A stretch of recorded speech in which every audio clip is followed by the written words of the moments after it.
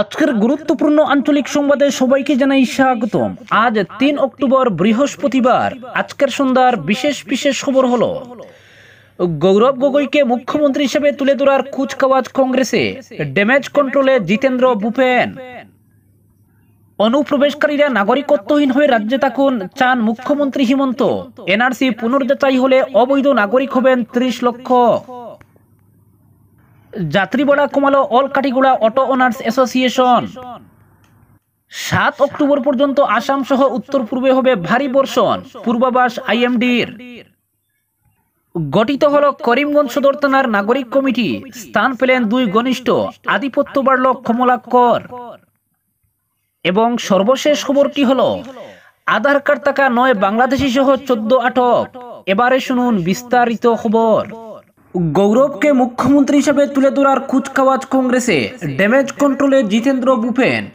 লোকসভা নির্বাচনে বিজেপির high voltage প্রচার সত্ত্বেও যোরহাটে জয়ী হয়েছেন গৌরব গগৈ। তার এই জয়ে কংগ্রেসে নতুন করে আশার সঞ্চার হয়। এবার একাংশ দলীয় নেতাকর্মী ২০২৬ সালের বিধানসভা নির্বাচনে সাংসদ গৌরব গগৈকে মুখ্যমন্ত্রী পদপ্রার্থী হিসেবে তুলে ধরার জন্য কসরত শুরু করেছেন। এ নিয়ে ইতিমধ্যে আসাম প্রদেশ কংগ্রেসের তুলপাড় সৃষ্টি হয়েছে।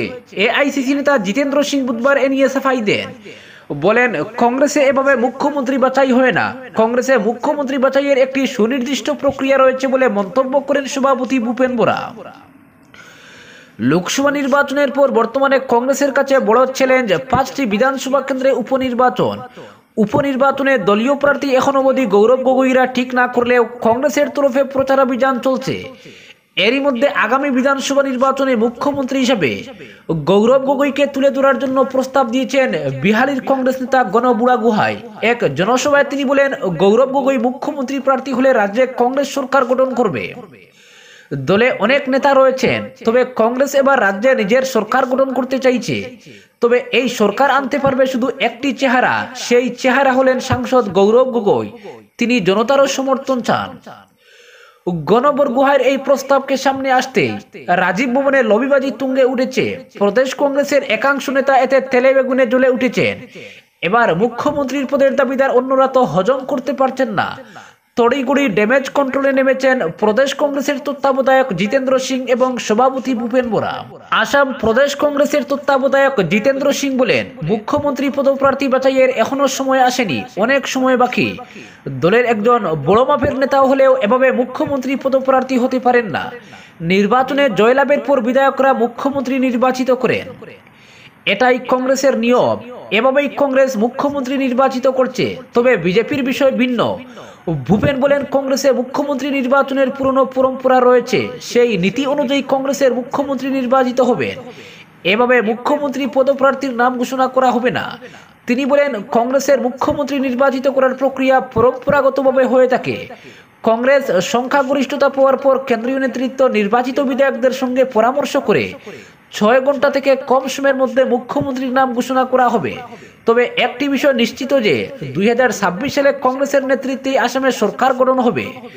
কংগ্রেসের প্রবীণ নেতা পবন সিং ঘাটোয়ার একই সুরে বলেন, কংগ্রেসের নিয়ম হলো নির্বাচনে জয়লাভ করার পর নির্বাচিত বিধায়করা মুখ্যমন্ত্রী বাছাই করেন। অপরদিকে অনুপ্রবেশকারীরা নাগরিকত্বহীন হয়ে রাজ্যে থাকুন চান মুখ্যমন্ত্রী হিমন্ত। এনআরসি পুনর্যাচাই হলে অবৈধ নাগরিক হবেন ৩০ লক্ষ। এনআরসি প্রক্রিয়ার মাধ্যমে রাজ্যের ১৭ লক্ষ সন্দেহভাজন অনুপ্রবেশকারীদের চিহ্নিত করা হয়েছে। তবে এই সংখ্যা আসলে ৩০ লক্ষের কাছাকাছি।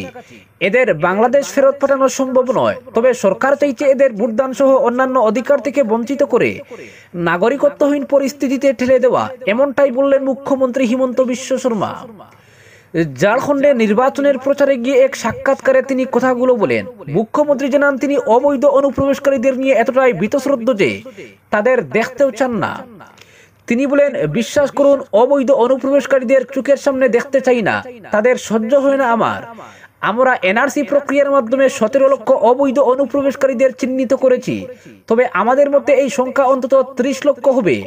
আমরা জানি বাংলাদেশ এদের কখনোই ফেরত নেবে না। তবে আমরা এদের ভোটদানের অধিকার কেড়ে নিতে পারি, সব ধরনের সরকারি সুবিধা থেকে তাদের বঞ্চিত করতে পারি এবং বিশ্বের অন্যান্য দেশের মতো এদের নাগরিকত্বহীন করে রাখতে পারি। আমেরিকা বা মেক্সিকোর মতো দেশে এ ধরনের নাগরিক রয়েছেন যারা ওইসব দেশে থাকছেন কিন্তু নাগরিকত্বের সুবিধা পান না। আমাদেরও হয়তো এমন একটা বিকল্প গড়ে তুলতে হবে। মুখ্যমন্ত্রী বলেন, এনআরসির তালিকা ফের যাচাই করার অনুমতির জন্য আসাম সরকার বারবার দেশের সর্বোচ্চ আদালতের কাছে আবেদন করেছে। তিনি বলেন, বিশেষ করে যেসব জেলার সঙ্গে বাংলাদেশের সীমানা রয়েছে সেখানে এনআরসির তালিকার অন্তত 20% পুনরায় যাচাই করতে চাই আমরা। এতে অবৈধ অনুপ্রবেশকারীর সংখ্যা অন্তত 30 লক্ষে এগিয়ে দাঁড়াবে। আমরা আসামে শুদ্ধ পদ্ধতিতে ফের এনআরসি প্রক্রিয়া চালু করতে চাই। মুখ্যমন্ত্রী সম্প্রতি আরেক সাক্ষাৎকারে বলেছিলেন, গোটা দেশে এনআরসি হওয়া উচিত, কারণ অনুপ্রবেশকারীরা বিভিন্ন রাজ্যে আশ্রয় নিয়েছে। তিনি বলেন, তারা ঝাড়খণ্ডের মতো রাজ্যের আদিবাসীদের সংখ্যালঘুতে পরিণত করেছে, সেখানে ধীরে ধীরে রাজনৈতিক অধিকার নিজেদের হাতের মুঠোয় নিতে চাইছে। আসাম যে সমস্যা বহু দশক ধরে সামাল দিচ্ছে, ঝাড়খণ্ডের মতো রাজ্যে আগামীতে একই পরিস্থিতি দেখা দেবে, আর এদের সহায়তা করছে কংগ্রেস এবং তার সহযোগী দলগুলো। অপরদিকে উত্তর পশ্চিম, পশ্চিম ও মধ্য ভারতে আপাতত বৃষ্টির সম্ভাবনা নেই। শুধুমাত্র উত্তর পূর্বাঞ্চলেই ভারী বর্ষণের পূর্বাভাস জারি করেছে ভারতীয় আবহাওয়া দফতর। বৃষ্টির সম্ভাবনা রয়েছে তামিলনাড়ুতেও। আইএমডি জানিয়েছে 4 অক্টোবর আসাম, মেঘালয়, অরুণাচল প্রদেশ, মণিপুর, মেঘালয়, নাগাল্যান্ড, মিজোরাম, ত্রিপুরা ও তামিলনাড়ুতে বৃষ্টির সম্ভাবনা রয়েছে। পরবর্তী দিনও দেশের এই রাজ্যগুলোতে বৃষ্টি প্রত্যাশিত। এরপর 6 তারিখ আসাম, মেঘালয়, অরুণাচল প্রদেশ, মণিপুর, ত্রিপুরায় বৃষ্টি হতে পারে। 7 অক্টোবর শুধু আসাম ও মেঘালয়ে বৃষ্টি হবে বলে আশা করা হচ্ছে। অপরদিকে করিমগঞ্জ সদর থানার নাগরিক কমিটিতে আধিপত্য বাড়ল বিধায়ক কমলাক্ষ দেব পুরকায়স্তর। নবগঠিত কমিটিতে বিধায়ক কনিষ্ঠ 2 জন স্থান পেয়েছেন। এই 2 জনকে মনোনীত করেছেন জেলা শাসক ও পুলিশ সুপার। এমনকি এই কমিটির হোয়াটসঅ্যাপ গ্রুপে স্থান পেয়েছেন কমলাক্ষ নিজেও। এছাড়া এই কমিটিতে রয়েছেন বিধায়ক কৃষ্ণেন্দু পাল কনিষ্ঠ, পৃথ্বীরাজ পাল, বর্ণালী দত্ত, পার্থসারথীনাথ সহ আরো একজন। বুধবার সদর থানা নাগরিক কমিটি গঠন করা হয়েছে। এ নিয়ে স্থানীয় পেনশনার্স ভবনে একটি সভা অনুষ্ঠিত হয়। উপস্থিত ছিলেন পদাধিকার বলে নাগরিক কমিটির সম্পাদক সদর থানার ওসি যাদব ডেকা। এদিন নতুন কমিটিও ঘোষিত হয়েছে। কমিটির চেয়ারম্যান পদে রয়েছেন অমরেশ রায়। পাথারকান্দির বিধায়ক কৃষ্ণেন্দু পালের ঘনিষ্ঠরাও স্থান পেয়েছেন এই কমিটিতে। তবে এই কমিটিতে আধিপত্য বেড়েছে কমলাক্ষর। এই কমিটিতে তার 2 জন বিশ্বস্ত অনুগামীও স্থান পেয়েছেন। সূত্রের খবর, জেলা শাসক মনোনীত করেছেন বাপন নমশূদ্রকে, আর পুলিশ সুপার মনোনীত করেছেন প্রাক্তন মহিলা জেলা কংগ্রেস সভানেত্রী সংঘমিত্রা দাসকে। এছাড়া কমিটিতে রয়েছেন assistant BDO Tapas Puddar, SDMO doctor Rushan Ara Begum ও সিডিপিও উর্বশী বড়ুয়া। অন্যদিকে টিএলএনসি করিমগঞ্জ আইপিএস নাম দিয়ে একটি হোয়াটসঅ্যাপ গ্রুপও গঠন করা হয়েছে। গ্রুপে বিধায়কের মধ্যে একমাত্র কমলাক্ষ দেব পুরকায়স্থকে সদস্য করেছেন কমিটির চেয়ারম্যান অমরেশ রায় বলেও জানা গেছে।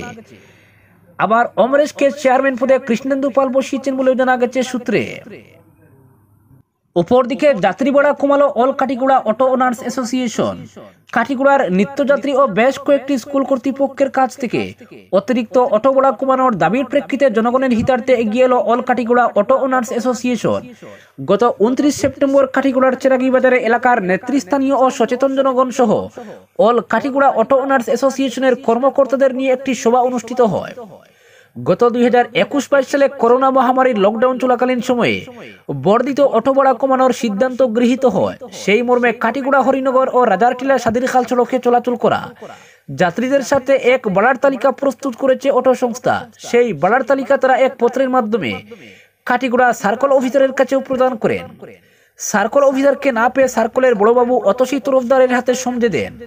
অল কাটিগুড়া অটো ওনার্স অ্যাসোসিয়েশনের সিদ্ধান্ত নেওয়া তালিকায় বলা হয়েছে চেরাগি বাজার থেকে চৌরঙ্গি 10 টাকা, চেরাগি বাজার থেকে করইকান্দি 10 টাকা, চেরাগি বাজার থেকে তাদাটিলা 15 টাকা, চেরাগি বাজার থেকে কিন্নরখাল 25 টাকা, চেরাগি বাজার থেকে আমতলা 35 টাকা, চেরাগি বাজার থেকে ময়নারপাড় 20 টাকা, চেরাগি বাজার থেকে হিল্লির ফুল 10 টাকা, আমতলা থেকে কিন্নরখাল 10 টাকা, আমতলা থেকে রাজারটিলা 20 টাকা, আমতলা থেকে চেরাগি বাজার 35 টাকা, আমতলা থেকে চৌরঙ্গি বাজার 45 টাকা করা হয়েছে বলে জানিয়েছেন সংস্থার সভাপতি সুকেন্দ্র দাস, সাধারণ সম্পাদক বেদার বক্ত, জুবাইরুল ইসলাম, তাজউদ্দিন মজুমদার সহ অন্যান্যরা।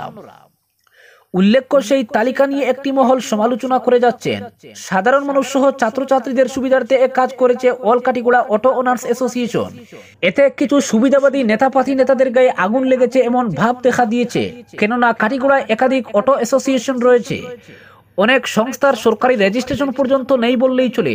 দীর্ঘদিন থেকে বিনা রেজিস্ট্রেশনে অটো সংস্থা চলে আসছে। অল কাটিগুড়া অটো ওনার্স অ্যাসোসিয়েশনের কর্মকর্তারা অটো ভাড়া কমানোর ফলে কিছু সংখ্যক অটো সংস্থার মাথায় হাত পড়েছে। অটো যাত্রী ভাড়া কমানোর ফলে সাধারণ মানুষ সহ নিত্যযাত্রী ও অফিস কর্মীরা অল কাটিগুড়া অটো ওনার্স অ্যাসোসিয়েশনের কর্মকর্তাদের সাধুবাদ জানান। বহুদিন থেকে দ্বিগুণ হারে অটো ভাড়া গুনতে হচ্ছিল। যারা নতুনভাবে তৈরি করা ভাড়া তালিকার বিরুদ্ধে আওয়াজ তুলবেন, এদের বিরুদ্ধে কড়া পদক্ষেপ গ্রহণ করার দাবিও জানান সাধারণ মানুষ সহ নিত্যযাত্রীরা। অপরদিকে আধার কার্ড থাকা 9 বাংলাদেশি সহ 14 আটক। দক্ষিণ শালমারা এবং করিমগঞ্জে দুটো অভিযানে 14 জন অবৈধ অনুপ্রবেশকারী বাংলাদেশি নাগরিককে আটক করেছে পুলিশ এবং এদের মধ্যে 9 জনের কাছে আধার কার্ড ছিল। মুখ্যমন্ত্রী হিমন্ত বিশ্ব শর্মা জানিয়েছেন এদের আটক করে সীমান্তের ওপারে পাঠিয়ে দেওয়া হয়েছে। তিনি বলেন, বিশেষ সূত্রে খবর পেয়ে পুলিশ এবং সীমান্ত সুরক্ষা বাহিনী মঙ্গলবার রাতে দক্ষিণ শালমারা এবং করিমগঞ্জ জেলায় পরপর দুটো অভিযান চালায় এবং এতে অবৈধভাবে ভারতে প্রবেশ করায় 14 জন বাংলাদেশিকে আটক করা হয়। আশ্চর্যের বিষয় হচ্ছে এদের মধ্যে 9 জনের কাছে আধার কার্ড ছিল, অর্থাৎ তারা এই কার্ড দেখিয়ে ভারতে থেকে যেতে পারত। তবে আমাদের গোয়েন্দারা বিষয়টি ফাঁস করেছেন এবং এই অবৈধ অনুপ্রবেশকারীদের ফেরত পাঠানো হয়েছে। মুখ্যমন্ত্রী জানান, আটক হওয়া 14 জনের নাম হচ্ছে মোহাম্মদ আশরাফুল ইসলাম, মোহাম্মদ মনির হোসেন, মুফাজ্জল হোসেন, উবাইদুল হোসেন, আশরাফুল ইসলাম, মানিক মিয়া, নবী হোসেন, ওয়ালিউল্লাহ, হজরত আলী, শফিকুল ইসলাম, ফুরকান আলী, মুমিনুল হক এবং মোহাম্মদ আনোয়ার হোসেন। তিনি বলেন, গত 5 আগস্ট বাংলাদেশের রাজনৈতিক পরিস্থিতি পাল্টে যাওয়ার পর থেকে ত্রিপুরা হয়ে অনেকেই ভারতে প্রবেশ করেছে। গত 2 মাসে আসামে 108 জন অবৈধ অনুপ্রবেশকারী বাংলাদেশি নাগরিককে আটক করে তাদের ফেরত পাঠানো হয়েছে। আজকের বিশেষ সংবাদ এখানেই সমাপ্ত।